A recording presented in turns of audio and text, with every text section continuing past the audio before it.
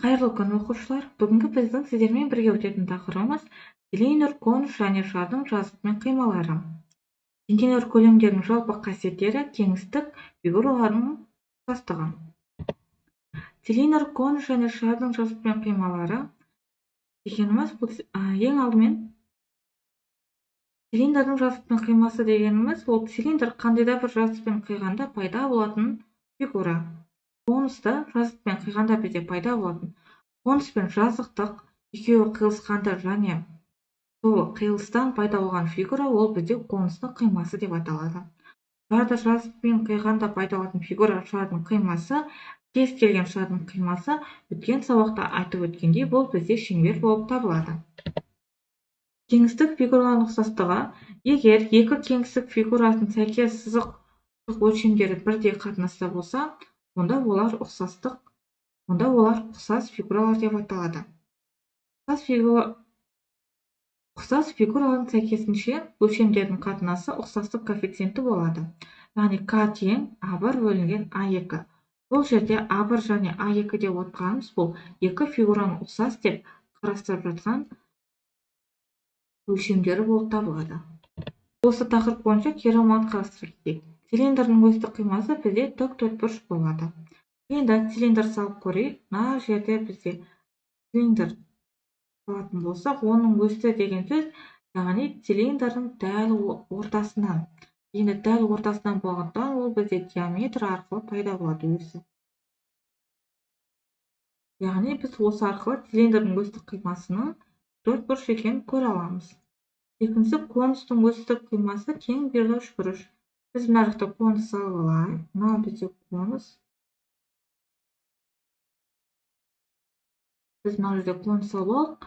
Конустың да осьтік қимасы бізде диаметрден басталып өтеді центр арқылы.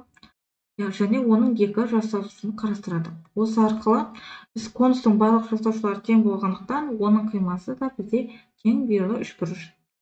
Жазықтық шеңбердің кез келген жазықтықпен қиған форма.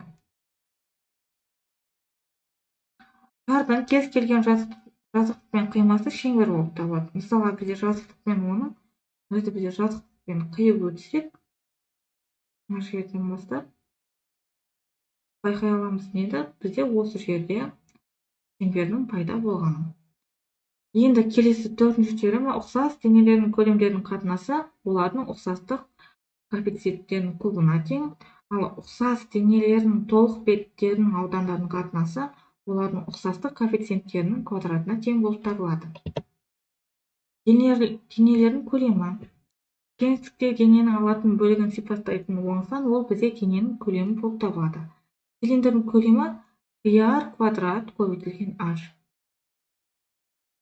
Мына жерде тұрған πr деп жатқанымыз ол бізде дөңгелек, ал h оның биіктігі. Көлемі ол бізде 3/1 πr квадрат көбейтілген 3 болып табылады. Шардың көлемі ол бізде 4/3 πr куб болып табылады. Енді осы тақырып бойынша есеп шығарайық. Цилиндрдің осьтік қимасы квадрат, ал диагоналының ұзындығы 20-ға тең. Цилиндрдің табанының радиусын табыңыз. Ең алдымен мына жаққа цилиндр сызып алайық.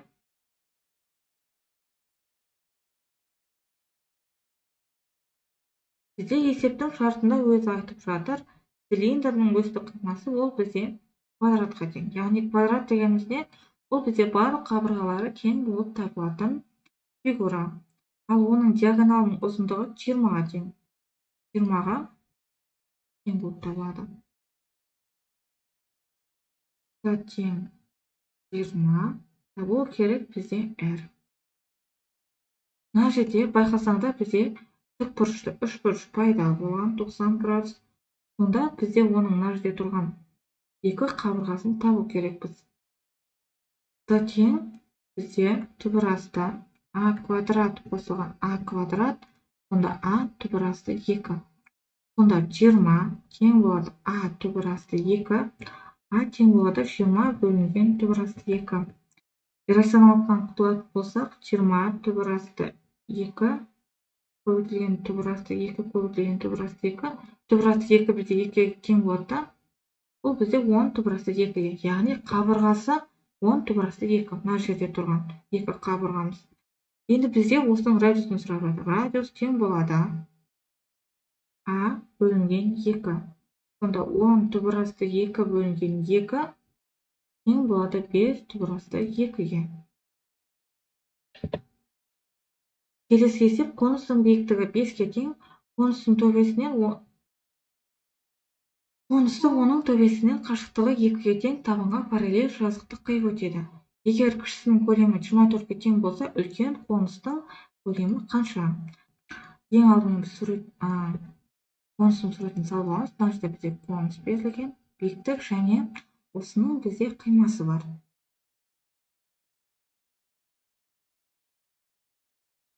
Енді есептің берілген жазайын.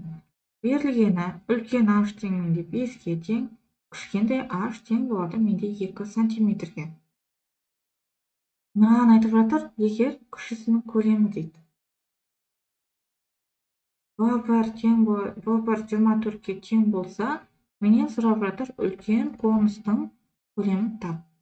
Осы кезде біз дененің ұқсастықтар коэффициентін қолданамыз. Яғни К тең болады менде А1 бөлінген А2. Сонда менің мына жерде К-м тең болады 2-ден 5-ке. Ал кубтар бойынша бізде К-мыз тең болады В1 бөлінген В2 тең болады менде К кубқа. Сонда 24 бөлінген В2 тең болады 5-тен 2-ның кубына.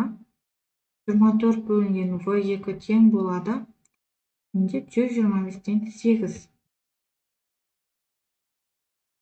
Енді осы жерден V2-ны есептеп алатын болсақ, V2 тең болады 125 көбейтілген 24-тен 8. Сонда 24-8 V2 менің 375 сантиметр кубқа тең болады. Келесі есеп, екі ұқсас кубтың қырларының қатынасы 2-ден 3-ке тең, олардың толық беттерінің ауданының қатынасы. Бұл жерде бізге сызбаның қажеті жоқ, тек қана формуланы қолданамыз. Яғни маған айтып жатыр, А1 бөлінген А2 тең болады 2-ден 3-ке.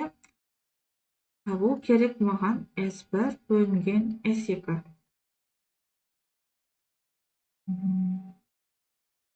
S1 бөлінген S2 тең болады К квадратқа. Бұл жерде бізде К берілген. Сонда S1 бөлінген S2 3-тен 2-ның квадраты. Яғни 9-дан 4-ке тең болады. Осымен сабақ аяқталды. Назарларыңызға рахмет.